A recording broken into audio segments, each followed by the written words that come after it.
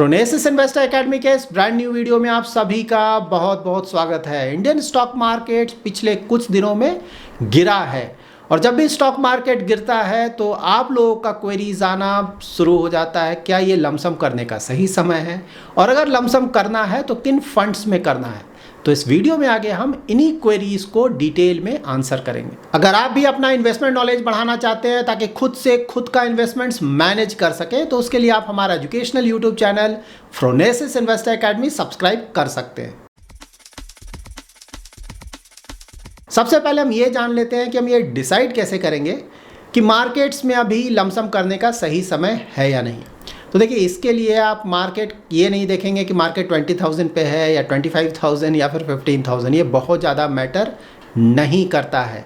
आपको देखना है मार्केट्स का वैल्यूएशन। मार्केट वैल्यूएशन चेक करने के लिए आप मार्केट का price to earning ratio check कर सकते हैं और market cap to GDP ratio check कर सकते हैं।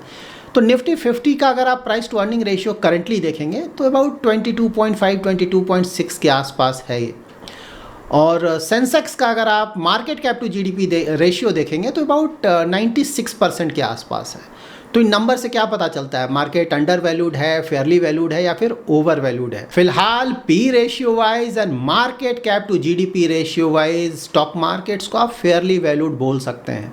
देखिए, फेयरली वैल्यूड में भी एक नीचे का जोन होता है, एक ऊपर का जोन होता है। तो फिलहाल फेयरली वैल्यूड के ये ऊपर का जोन आप बोल सकते हैं। जब भी निफ्टी का पी रेशियो अबाउट 18-19 के आसपास होगा तो वो फेयरली वैल्यूड के नीचे का जोन माना जाता है और उससे नीचे जब चला जाए लाइक 14-15, ये सब तो अंडर वैल्यूड बोलेंगे। तो इन्वेस्टमेंट करने का, लमसम इन्वेस्टमेंट करने का वो बेस्ट टाइम माना जाता है। और अगर निफ्टी का प्राइस टू अर्निंग रेशियो 25 से भी ऊपर जाने लगता है तो फिर वो ओवर वैल्यूड जोन में चला जाता है। तो उस मार्केट कंडीशंस में लमसम हमें अवॉइड करना चाहिए। उसी तरह से अगर आप सेंसेक्स देखें तो सेंसेक्स में जो मार्केट कैप टू जीडीपी अभी 96% के आसपास है। तो जब ये 100% से ऊपर जाने लगता है ना मार्केट कैप टू जीडीपी, तो फिर हम ओवर वैल्यूड जोन में इंटर करने लगते हैं। सिमिलरली ये जो फिगर है वो 85% से भी अगर नीचे चला जाए, 80% या फिर 80% से भी नीचे, तो हम अंडर वैल्यूड जोन में चले जाते हैं। तो देखिए, लमसम करने का जो बेस्ट समय होता है वो होगा जब मार्केट्स अंडर वैल्यूड हो। साथ में जब मार्केट्स फेयरली वैल्यूड है उस समय भी हम थोड़ा लमसम कर सकते हैं। लेकिन जब भी मार्केट ओवर वैल्यूड हो तो आइडियली उस समय हमें लमसम्स बिल्कुल अवॉइड करना चाहिए। ना हम कुछ इक्विटी म्यूचुअल फंड्स के बारे में जान लेते हैं जो कि परफॉर्मेंस वाइज अच्छे फंड्स हैं। तो अगर किसी को लमसम करना है तो इनमें से कुछ फंड्स को कंसिडर किया जा सकता है। यहाँ पे आप निफ्टी 50 के कुछ इंडेक्स फंड्स के डिटेल्स चेक कर सकते हैं। तो यहाँ पे HDFC, ICICI, निप्पॉन, SBI और UTI के निफ्टी 50 के इंडेक्स फंड्स को मैंने लिया है। यहाँ पर आप इनका AUM और साथ ही परफॉर्मेंस चेक कर सकते हैं। डायरेक्ट प्लान का रिटर्न्स 1 ईयर, 3 ईयर, 5 ईयर और 10 ईयर और साथ ही इनके बेंचमार्क का भी रिटर्न्स चेक कर सकते हैं। तो यहाँ पे अगर आप इनके रिटर्न्स को कंपेयर करेंगे इनके बेंचमार्क के साथ तो आप हमेशा देखेंगे कि इनका रिटर्न्स फंड्स का कम है बेंचमार्क से। तो हमेशा ध्यान में रखें कि ये इंडेक्स फंड कभी भी अपने बेंचमार्क को बीट नहीं करते हैं। इनका रिटर्न्स हमेशा ही इनके बेंचमार्क से कम आएगा। तो जब भी आप इंडेक्स फंड सेलेक्ट करें तो आप सिर्फ ये देखें कि जिस इंडेक्स फंड का रिटर्न उसके बेंचमार्क से सबसे पास में है तो वही इंडेक्स फंड अच्छा माना जाएगा। या फिर आप ये भी देख सकते हैं कि उस इंडेक्स फंड में किस तरह का ट्रैकिंग एरर है। तो ट्रैकिंग एरर में एक बड़ा फैक्टर आएगा एक्सपेंस रेशियो। तो इंडेक्स फंड सेलेक्ट करते वक्त ऑफ कोर्स आप एक्सपेंस रेशियो भी जरूर चेक करें। जिसका एक्सपेंस रेशियो काफी कम है और ओवरऑल ट्रैकिंग एरर कम है उसे एक अच्छा इंडेक्स फंड माना जाएगा। इंडेक्स फंड्स मॉडरेट या फिर एग्रेसिव या फिर वेरी एग्रेसिव रिस्क प्रोफाइल के इन्वेस्टर्स के लिए सुटेबल है। तो इस तरह का अगर आपका रिस्क प्रोफाइल है तो आप इंडेक्स फंड्स को कंसिडर कर सकते हैं। यहाँ पर आप एक्टिवली मैनेज लार्ज कैप के फंड्स का डिटेल्स चेक कर सकते हैं। तो यहाँ पे सरप्राइजिंग होगा आपके लिए अगर आप हमारा यूट्यूब चैनल काफी समय से फॉलो अप कर रहे हैं तो, क्योंकि लार्ज कैप एक्टिवली मैनेज में बहुत कम फंड्स जनरली आते हैं क्योंकि उनका परफॉर्मेंस ही अच्छा नहीं होता है। लेकिन मैंने आपको हमेशा बताया ये चीजें सिक्लिकल है, सबका दिन आता है। और फिलहाल लार्ज कैप के एक्टिवली मैनेज फंड्स का समय चल रहा है। आप देखिए इनका परफॉर्मेंस। पहले ज्यादातर होराइजन्स में आपको ये रेड दिखता है, रेड मतलब कि अपने बेंचमार्क को बीट नहीं कर पा रहे हैं। लेकिन फिलहाल देखिए रेड आपको कितना कम दिख रहा है, ऑलमोस्ट नील हो गया है। और आउट परफॉर्मेंस देखिए, लास्ट 1 ईयर में इनका परफॉर्मेंस देखेंगे ज्यादातर फंड्स का तो परफॉर्मेंस बहुत ज्यादा अच्छा है और ये काफी बड़े मार्जिन से अपने बेंचमार्क को बीट कर पा रहे हैं।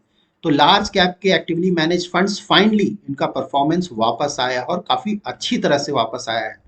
और ये सारे फंड्स जो यहाँ पे इंक्लूड किए गए हैं परफॉर्मेंस वाइज, अगर करंट परफॉर्मेंस देखें तो सबका परफॉर्मेंस अच्छा चल रहा है। यहाँ पे मैंने लार्ज कैप के इंडेक्स फंड्स को भी और लार्ज कैप के एक्टिवली मैनेज फंड्स को भी इंक्लूड किया है। तो बेसिस योर कंफर्ट आप इन दोनों में से कोई एक फंड सेलेक्ट कर सकते हैं। अगर आप किसी भी तरह का अननेसरी हेडेक नहीं चाहते हैं, आपके पोर्टफोलियो को रेगुलरली रिव्यू नहीं करना है, आपके पास ज़्यादा टाइम नहीं है, तो फिर लार्ज कैप का इंडेक्स फंड आपके लिए सूटेबल हो सकता है। और अगर आप थोड़ा बहुत हेडेक ले सकते हैं, लॉन्ग टर्म में थोड़ा ज़्यादा अल्फा क्रिएट करने की कोशिश करना चाहते हैं, तो इन दैट केस आप actively manage large cap funds को भी कंसिडर कर सकते हैं। लार्ज कैप के एक्टिवली मैनेज्ड फंड्स भी मॉडरेट, एग्रेसिव और वेरी एग्रेसिव रिस्क प्रोफाइल के इन्वेस्टर्स के लिए सुटेबल होगा। यहाँ पर आप कुछ फ्लेक्सी कैप फंड्स का डिटेल्स चेक कर सकते हैं। तो देखिए फ्लेक्सी कैप फंड्स में भी परफॉर्मेंस पहले से इंप्रूव हुआ है, आप देख सकते हैं। तो केनरा रूबी को देखिए थोड़ा अंडर परफॉर्मेंस है, बट देन अच्छा फंड है, थोड़ा बहुत अंडर परफॉर्मेंस चलता है। ऐसा नहीं कि बेंचमार्क से बहुत ज़्यादा अंडर परफॉर्मेंस है, थोड़ा बहुत अंडर परफॉर्मेंस तो चलता है। बाकी फंड्स का परफॉर्मेंस काफ़ी अच्छा चल रहा है। पीजीआईएम का भी देखिए थोड़ा अंडर परफॉर्मेंस है। फंड का पहले परफॉर्मेंस काफ़ी अच्छा चल रहा था, थोड़ा मतलब ये एक्सेप्टेबल है। थोड़ा बहुत अंडर परफॉर्मेंस किसी होराइजन में होता है तो फंड बुरा नहीं हो जाता है, लेकिन हाँ बाकी फंड्स का परफॉर्मेंस तो काफ़ी अच्छा चल रहा है। फ्लेक्सी कैप कैटेगरी के फंड्स भी मॉडरेट, एग्रेसिव और वेरी एग्रेसिव रिस्क प्रोफाइल के इन्वेस्टर्स के लिए सुटेबल है। यहाँ पर अभी हमने जो फंड्स डिस्कस किए हैं, लाइक लार्ज कैप का इंडेक्स फंड, लार्ज कैप का एक्टिवली मैनेज्ड फंड और फ्लेक्सी कैप फंड्स। देखिए यहाँ पे अगर किसी इन्वेस्टर को इन्वेस्ट करना है तो आप ध्यान रखें कि मिनिमम इन्वेस्टमेंट होराइजन 5 ईयर से ज़्यादा जरूर रखें। उससे कम के इन्वेस्टमेंट होराइजन के लिए इन फंड्स को हमें अवॉइड करना चाहिए।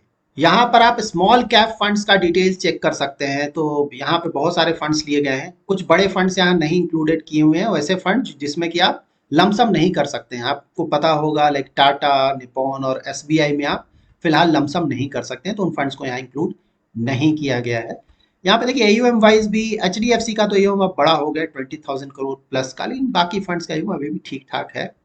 एक्सिस का भी थोड़ा बड़ा हो गया, ऑलमोस्ट 15,000 करोड़ का। देखिए स्मॉल कैप कैटेगरी में अगर आप थ्योरेटिकली देखें तो बड़े एयूएम के फंड्स को प्रॉब्लम होता है, नो डाउट। लेकिन हाँ अगर आप परफॉर्मेंस के हिसाब से देखें तो ऐसा नहीं कि बड़े एयूएम फंड्स का परफॉर्मेंस कोई बुरा हो गया है। लाइक निपॉन का एयूएम बहुत बड़ा है स्मॉल कैप का, लेकिन परफॉर्मेंस ठीक ठाक उनका चल रहा है। एचडीएफसी का देखिए बहुत बड़ा एयूएम है, लेकिन परफॉर्मेंस इनका भी ठीक चल रहा है। साथ ही एसबीआई स्मॉल कैप का ही परफॉर्मेंस मोस्टली ठीक रहता है, उसका भी एयूएम काफ़ी बड़ा हो गया है। तो एज अ इन्वेस्टर आप डिसाइड कर सकते हैं कि आपका कंफर्ट कहाँ है। अगर आप स्मॉल कैप के फंड्स में स्मॉल एयूएम के लिए जाना चाहते हैं तो स्मॉल एयूएम में भी काफ़ी सारे फंड्स हैं जो कि अच्छा परफॉर्मेंस कर रहे हैं, और यहाँ पे आप उनके डिटेल्स भी चेक कर सकते हैं। यहाँ परफॉर्मेंस वाइज अगर आप देखें तो यहाँ पे बहुत सारे रेट आपको दिखेंगे, खासकर 1 ईयर में रेट बहुत ज़्यादा है।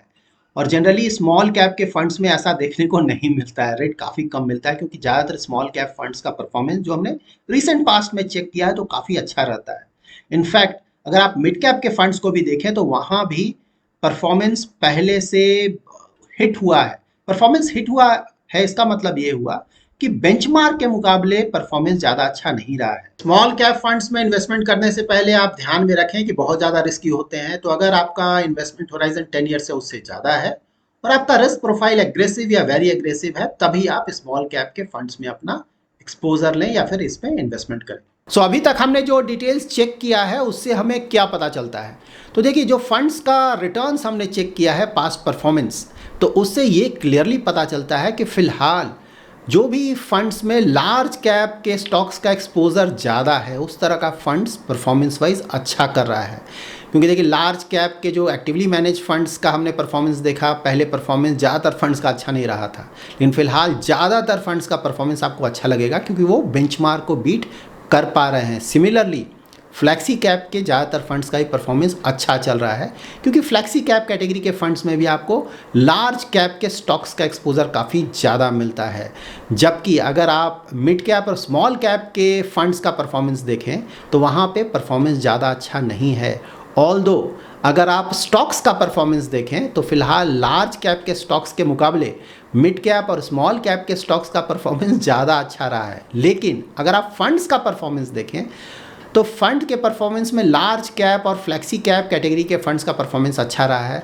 परफॉर्मेंस इसलिए अच्छा रहा है क्योंकि वो बेंचमार्क को बीट कर पा रहे हैं, जबकि मिड कैप और स्मॉल कैप के फंड्स अपने बेंचमार्क को बीट नहीं कर पा रहे हैं। सो नाउ करेंटली जिस तरह का मार्केट वैल्यूएशन है और जिस तरह के मार्केट कंडीशंस हैं, उस तरह के मार्केट कंडीशन में क्या हमें लमसम इन्वेस्टमेंट करना चाहिए?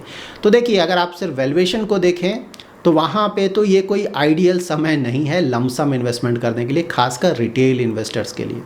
देखिए, रिटेल इन्वेस्टर्स को लमसम तभी करना चाहिए जब मार्केट अंडर वैल्यूड हो या फिर फेयरली वैल्यूड में भी नीचे के जोन में हो। फिलहाल ये फेयरली वैल्यूड के ऊपर के जोन में है और रिसेंटली अगर आप देखें तो मार्केट का रिटर्न्स भी काफ़ी अच्छा आया है, इसीलिए थोड़ा गिरावट भी आया है और हो सकता है कि आने वाले कुछ समय में कुछ और गिरावट देखने को मिले। तो देखिए, कोई थोड़ा बहुत स्मॉल अमाउंट का लमसम हेयर एंड देयर, जिसे हम टॉपअप बोलते हैं, वो किया जा सकता है। मार्केट जब 3-4% गिरता है तो थोड़ा बहुत टॉपअप किया जा सकता है, उसमें प्रॉब्लम नहीं है। लेकिन कोई बड़ा लमसम आइडियली हमें इस तरह के मार्केट सिनेरियो में अवॉइड करना चाहिए, इस तरह के वैल्यूएशन में अवॉइड करना चाहिए। हाँ, किसी का अगर SIP चल रहा है या फिर किसी का STP चल रहा है, लाइक 6 मंथ्स का या 12 मंथ्स का STP, तो वो परफेक्टली ओके है। सिर्फ कोई बड़ा लमसम इन्वेस्टमेंट आइडियली हमें अवॉइड करना चाहिए। हाँ, यहाँ से मार्केट अगर थोड़ा और गिरता है, लाइक मार्केट अभी अबाउट 2.5% के लगभग गिरा है, जो टॉप आया था वहाँ से। अगर मार्केट यहाँ से 2-3% और गिरता है तो वहाँ फिर ऑफकोर्स थोड़ा बहुत लमसम करने का मतलब बनता है। फिलहाल लमसम करने का कोई मतलब नहीं बनता है। अगर किसी के पास बड़ा पैसा है जो कि वो इमीडिएटली इन्वेस्ट करना चाहता है, तो मे बी 6 मंथ्स का STP सिस्टमैटिक ट्रांसफ़र प्लान उस तरह के इन्वेस्टर के लिए सुटेबल होगा प्रेजेंट मार्केट कंडीशंस में। एज अ रिटेल इन्वेस्टर जब भी आप लमसम करने जाएं तो ये हमेशा ध्यान में रखें कि कई बार ऐसा होगा कि आपने लमसम किया और उसके 1-2 दिन के बाद ही स्टॉक मार्केट गिर गया, उसके कारण आपका प्रिंसिपल अमाउंट भी कम हो जाएगा। तो देखिए, ये सब चीज़ें सोच कर ही लमसम करें। तो अगर मार्केट गिरता है, आपका प्रिंसिपल अमाउंट कम होता है, तो डर कर आपको यूनिट्स को नहीं बेचना है, वहाँ पे अननेसेसरी लॉस होगा। तो लमसम करते वक्त आप ध्यान में रखें कि देखिए, मार्केट ऊपर जाए नीचे जाए, मैं ट्राई करूँगा कि लॉन्ग टर्म के लिए होल्ड करूँ, तभी आपको अच्छे रिटर्न्स मिलेंगे। So that's it in this video. अगर आपका कोई इन्वेस्टमेंट रिलेटेड क्वेरी है तो आप हमारा कल का, दैट इज सैटरडे शाम का 7:30 to 8:30 PM का यूट्यूब लाइव स्ट्रीम ज्वाइन कर सकते हैं।